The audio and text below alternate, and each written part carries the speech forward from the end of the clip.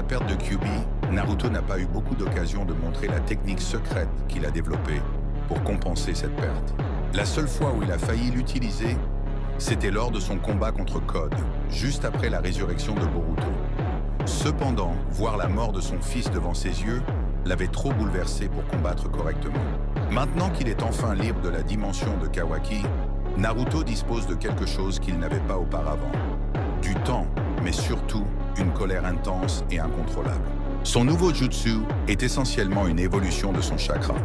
En tant que membre du clan Uzumaki, Naruto possède un talent naturel pour les techniques de scellement. En affinant cette capacité, il a trouvé un moyen de briser la limite naturelle qui restreint les réserves de chakra humaines, lui offrant ainsi une réserve presque infinie d'énergie. Cela lui permet d'invoquer des millions de clones, chacun formant simultanément un énorme Odama Rasengan.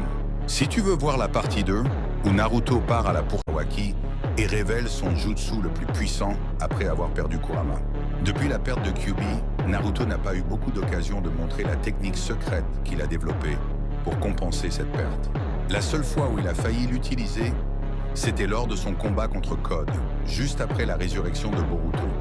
Cependant, voir la mort de son fils devant ses yeux l'avait trop bouleversé pour combattre correctement. Maintenant qu'il est enfin libre de la dimension de Kawaki, Naruto dispose de quelque chose qu'il n'avait pas auparavant. Du temps, mais surtout une colère intense et incontrôlable. Son nouveau jutsu est essentiellement une évolution de son chakra. En tant que membre du clan Uzumaki, Naruto possède un talent naturel pour les techniques de scellement. En affinant cette capacité, il a trouvé un moyen de briser la limite naturelle qui restreint les réserves de chakra humaines, lui offrant ainsi une réserve presque infinie d'énergie. Cela lui permet d'invoquer des millions de clones, chacun formant simultanément un énorme Odama Rasengan. Si tu veux voir la partie 2, où Naruto part à la poursuite de Kawaki, laisse un commentaire, like et abonne-toi pour ne rien manquer.